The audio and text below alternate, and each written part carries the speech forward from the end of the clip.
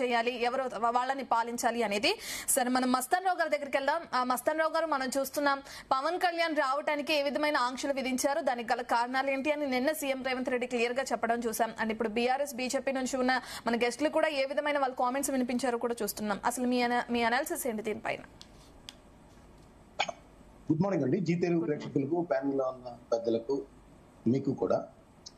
నిన్న పవన్ కళ్యాణ్ మీద ఏదైతే వ్యాఖ్యలు రేవంత్ రెడ్డి గారు కామెంట్ చేశారో, ఎందుకంటే ఇటీవల కాలంలో పవన్ కళ్యాణ్ గారు జూన్ 2వ తారీఖు ముందు ఆ తర్వాత జరిగిన వ్యవహారాలన్నీ చూసిన తర్వాత ఆయన స్పందించాల్సిన పరిస్థితి ఉంది కాబట్టి రేవంత్ రెడ్డి గారు స్పందించారని నేను అనుకుంటున్నాను.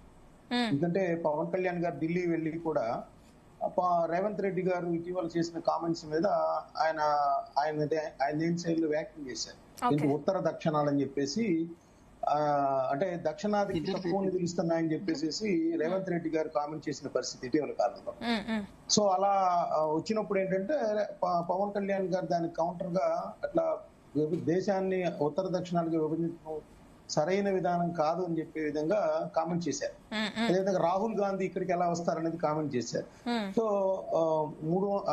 500 పైగా సంస్థానాలు అన్ని కూడా విలీనం చేస్తేనే ఈ రోజు భారతదేశం ఇలా ఉందనేది కూడా కామెంట్ చేసిన పరిస్థితి. సో విభజన చేసుకోవచ్చు కానీ విభజనవాదాన్ని కంటిన్యూగా చేయడం సరైన విధానం కాదన్నట్టుగా రేవంత్ రెడ్డి గారి మాటలు కౌంటర్ ఇచ్చారు. సో ఆ నేపథ్యంలో చూస్తే ఏంటంటే రేవంత్ రెడ్డి గారు కూడా ఇటీవల కాలంలో ఆయనకి బీజేపీ నుంచి, అదేవిధంగా బీఆర్ఎస్ నుంచి ఒక విధమైన విమర్శలు వస్తా ఉన్నాయి. అదేవిధంగా పవన్ కళ్యాణ్ గారి నుంచి కూడా వచ్చాయి. దానికి కౌంటర్ గా ఏంటంటే ఆయన చెప్పారు, పవన్ కళ్యాణ్ గారు ఎప్పుడైనా రావచ్చు, ఎప్పుడైనా వెళ్ళొచ్చు, దానికి ఏమి మేము అడ్డంకులు ఎక్కడ సృష్టించట్లేదు, కాకపోతే లా అండ్ ఆర్డర్ ప్రాబ్లం వచ్చింది కాబట్టి ఆ రోజు ఇవ్వలేదు, సో ఎప్పుడైనా రావచ్చు, దానికి ఏమో ఇబ్బంది ఏం లేదనేది చెప్పారు. రెండోది ఏంటంటే ఇక్కడ జగన్మోహన్ రెడ్డి ఆయన సంచలనంగా మారింది ఏంటంటే జగన్మోహన్ రెడ్డి గారి సభలకు ఆంధ్రప్రదేశ్ లో అనుమతి ఇవ్వటం లేదు, అనుమతి ఇవ్వలేని సందర్భాలు కూడా ఉన్నాయి, అక్కడ ఎందుకు ఇవ్వట్లేదో ఆయన చెప్పండి అన్నారు. సడన్ గా ఏంటంటే కాంగ్రెస్ పార్టీకి జగన్మోహన్ రెడ్డి మీద ఎందుకు ప్రేమ పుట్టుకొచ్చింది అంటే జనరల్ గా జగన్మోహన్ రెడ్డికి వ్యతిరేకంగానే కామెంట్ చేస్తా ఉంటారు. సో అనేది చూస్తే ఏంటంటే ఇటీవల కాలంలో తృణమూల్ కాంగ్రెస్ చూసాం విలీనం మళ్ళీ కాంగ్రెస్ పార్టీతో కోరుకుంది. ఈ పక్కన షర్మిల గారికి రాజ్యసభ ఇవ్వలేదు, సో రాజ్యసభ ఇవ్వలేదు. ఈ రోజు జగన్ గారికి సపోర్ట్ గా రేవంత్ రెడ్డి గారు ముఖ్యమంత్రి హోదాలో సపోర్ట్ చేయటం అంటే ఇవన్నీ కూడా ఏంటంటే మళ్ళీ ఏమన్నా వాళ్ళని ఇన్వైట్ చేస్తున్నారా జగన్మోహన్ రెడ్డి గారిని అనేది కూడా ఒక చర్చ జరుగుతాం. సో ఇలా చూడాల్సిన అవసరం ఉంది. రెండోది ఏంటంటే ఈ తెలంగాణకి సంబంధించి పొన్నం ప్రభాకర్ గారే సమాధానం చెప్పారు. దీనికి దాని నుంచి ఎక్కువగా మాట్లాడాల్సిన అవసరం కూడా లేదు, ఎందుకంటే అనేది కూడా ఆయన స్పష్టం చేసిన పరిస్థితి కూడా మనం ఇక్కడ చూడాలి. ఎందుకంటే తెలంగాణలో స్వేచ్ఛాయుత సమాజం ఉంటది, మేము దానికి ఎక్కడ ఎవరికి కూడా అడ్డంకులు చెప్పలేదని చెప్పచ్చు. నేను ఒకటి చెప్తానండి, ఇప్పుడు సార్ కిరణ్ గారు కానీ ఇంకా మాట్లాడారు, అంటే నేను కిరణ్ గారు మాట్లాడిన దానికి కొంత అబ్జెక్ట్ చేస్తా. అంటే తెలంగాణలో అడుగు పెట్టే పరిస్థితి ఎవరు ఉండదు అనేది, ఇలాంటి మాటలు జనరల్ గా ఏంటంటే అందరి మధ్య ద్వేషభావాన్ని కలిగిస్తాయి. ఇప్పుడు అభిషేక్ సింఘ్వి గారిని ఎవరు ఎన్నుకున్నారండి? ఆయన ఎక్కడైనా తెలంగాణ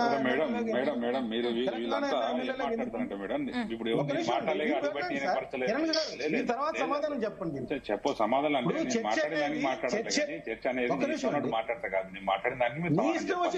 అదేనండి,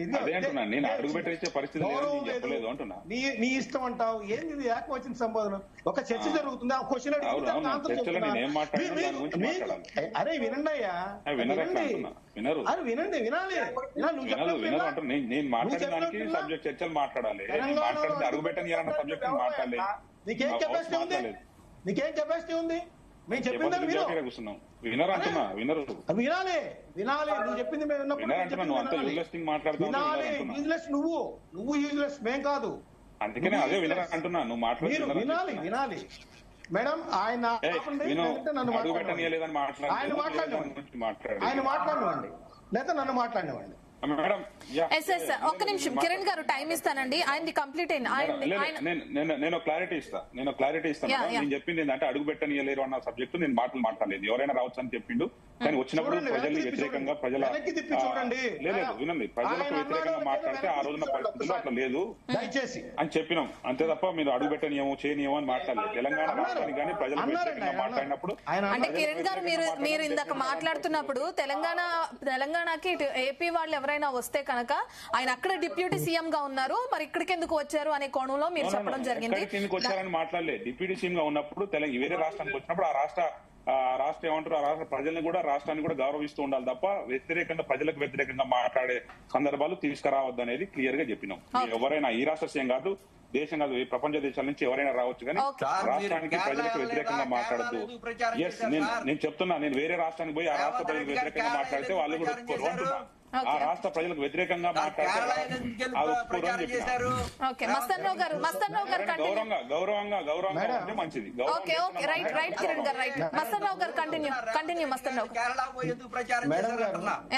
చెప్పండి మేడం. మీరు ఒక మాట చెప్పారు, ఏంటి విద్వేషంగా కలిగించే విధంగా కాదు ఎట్లయితే అని చెప్పేసి. ఇప్పుడు మీరు ఇందాక ఒక మాట అన్నారు, ప్రజలు ఎవరైతే ఇప్పుడు జనసేన పోటీ చేసినా తెలుగుదేశం పార్టీకి పోటీ చేసినా ప్రజలు తిరస్కరిస్తారు వాళ్ళకి నచ్చకపోతే అనే మాట మీరు చెప్పారు. ఇప్పుడు కిరణ్ యాదవ్ గారు చెప్పినట్టు కేరళ వెళ్ళి అలా మాట్లాడినా ఇంకోటి మాట్లాడినా ప్రజలు తిరస్కరిస్తారు. మీరు అడుగు పెట్టడం లేదంటే మీరెవరు అనేది ఉద్దేశం, అంతేగాని మేము వేరే మాట్లాడడం కాదు. నేను అనేది ఏంటంటే, ఇప్పుడు 2014లో తెలుగుదేశం పార్టీ పోటీ చేసిందండి. 2014లో తెలుగుదేశం పోటీ చేసింది, వైఎస్ఆర్సీపీ పోటీ చేసింది. ప్రజలు ఆదరించారు. 3 స్థానాలకి వైఎస్ఆర్సీపీని ఆదరించారు, ఒక ఎంపీ స్థానాన్ని ఆదరించారు, 15 స్థానాలకి తెలుగుదేశం పార్టీని ఆదరించారు. అవన్నీ చరిత్ర, వాస్తవాలు కాదందామా మనం. వేరే వాళ్ళు పోటీ చేస్తే ప్రజలు తిరస్కరిస్తారు. ప్రజలు పార్లమెంటు రాజ్యాంగం మనకు హక్కు కల్పించింది కాబట్టి జనసేన పోటీ చేసినా, లేకపోతే పవన్ కళ్యాణ్ పోటీ మన ఏం గెలవలేదు కదా, జనసేన తిరస్కరించారు కదా, తిరస్కరించలేదా? పోటీ చేసే హక్కు అయితే ఉంటది.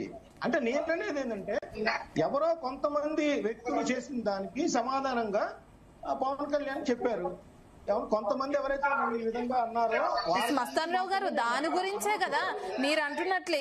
ఇప్పుడు ఎక్కడి నుంచి ఆయన పవన్ కళ్యాణ్ కూడా క్లియర్ గా క్లారిటీ ఇచ్చారు, కొంతమంది మాత్రమే నేను రావడానికి అడ్డుకుంటున్నారు అని చెప్పి. నాకు సీఎం అన్నా గానీ అటు కేసీఆర్ దగ్గర నుంచి కానీ ఎలాంటి వ్యతిరేకత లేదు అని చెప్పి ఆయన క్లియర్ గా చెప్పారు. నిన్న సీఎం కూడా అదే చెప్పారు, ఎవరైనా రావచ్చు వెళ్ళొచ్చు, కాకపోతే ఆ రోజు మాత్రం వరకే పర్టికులర్ గా కొన్ని భద్రతా ఇష్యూల వల్ల మేము ఇవ్వలేకపోయాం పర్మిషన్, పోలీసులు ఆపారు అది కూడా అని చెప్పి ఆయన క్లియర్ గా క్లారిటీ ఇచ్చారు. ఒకవేళ మళ్ళీ పవన్ కళ్యాణ్ వస్తే ఎటువంటి పరిణామాలు ఉండే అవకాశాలు ఉంటాయి అంటారు? ఇప్పుడు ఒకటి నేను ఏంటంటే, ఆ రోజు యాక్చువల్ గా ఏంటంటే సభ అనేది సాదిక్ ఆయనకి 1,50,000 సభ్యత్వం చేశారు. ఎవరైతే 300 మందికి పైగా జనసేన సభ్యత్వం చేస్తారో వాళ్ళందరితో ఒక 2,000 మందితో సమావేశం. అది మామూలుగా బహిరంగ సభ కాదని కూడా చెప్పిన పరిస్థితి ఉంది. అయితే నిజానికి ఏంటంటే, వాళ్ళ పార్టీ వాళ్ళు చూసుకోలేదో లేకపోతే నిజంగానే కావాలని యాదృష్టికంగా జరిగిందో కావాలని పెట్టారో తెలియదు, కానీ జూన్ 2వ తారీఖు ఒక ఎమోషనల్ గా కనెక్ట్ అయి ఉంటారు తెలంగాణ ప్రజలందరూ కూడా. ఏంటంటే అది దినోత్సవం కాబట్టి ఆ రోజు నిజానికి పెట్టడం అనేది సరైన విధానం కూడా కాదు.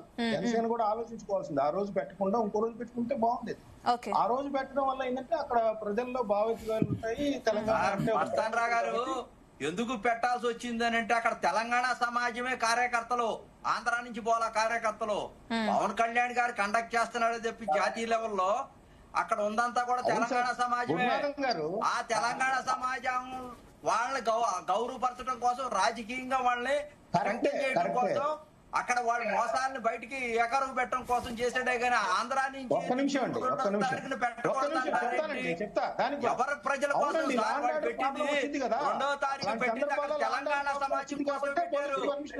ఆంధ్ర నుంచి ఇలా ఎవరు కార్యకర్తలు కరెక్టే సార్.